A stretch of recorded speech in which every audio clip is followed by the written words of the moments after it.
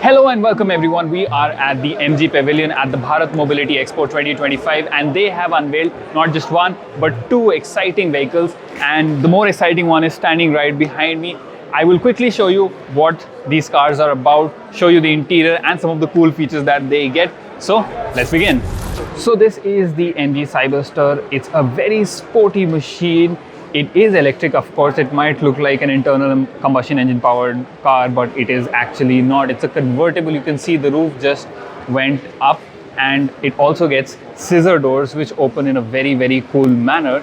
Now the front has these LED lights which again look cool, and the roof again is folding down, and then you have down here these smart 20-inch alloy wheels with pretty large disc brakes. It of course gets disc brakes on all four ends. In terms of specs, it gets a 77 kilowatt hour battery pack with a range of more than 550 kilometers, and power wise it produces about 510 bhp and 725 newton meters. So those are the raw specs, and of course this will be pretty fun to drive on the road.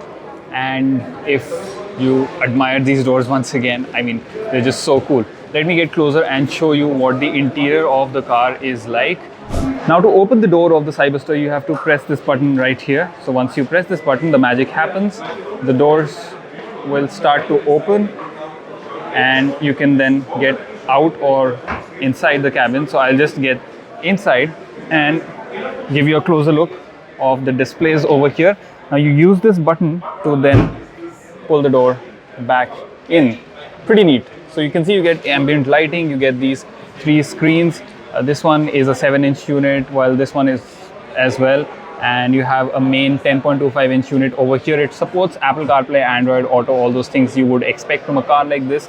And then down here, you have this console to control the aircon, and you also have these buttons to change between the reverse, the neutral, the drive. And it also comes with 4 different modes. For driving, you have the normal, the sport, the super sport, and there is also a launch mode. And these are the controls you will see on the steering wheel, and here you can see the super sport written over here. And you also get a tiny IRVM which looks pretty nice, and down here you also have a storage space and a couple of USB ports inside, cup holders obviously. So pretty much a nice cabin, and the rest of it is rather minimalistic. On the doors you will see it obviously comes with memory function and power adjustment for the seats for this 2-seater, and here you can see the speakers as well. And here you can see the boot space of the car. It is pretty okay for a sporty convertible, and this is how the boot lid opens up. Down below you have a very nice LED connected unit over here for the tail lamp, and these arrow-shaped stoplights, which again are pretty unique and pretty cool.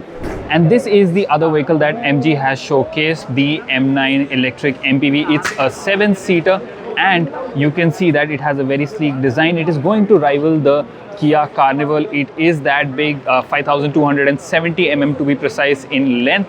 And you can see it has got this very sleek LED DRL over here, and then you have projector headlights here. These are also LED units, and we have it in the white color, which looks quite pristine, quite nice. And over here you will see the 19-inch alloy wheels with this aero kind of cover on top of them. Now moving towards the back, I will show you the inside in just a bit. You will see that it has a very smart looking boot as well. So you have this connected element over here at the back, which looks nice.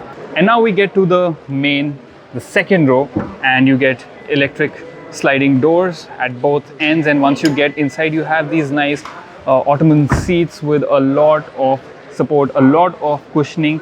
The premier seating experience can be found in the second row. Of course, there's a third row as well because this is a 7-seater. But right here you can see you have a generous amount of space. You even have these buttons to open and close the doors.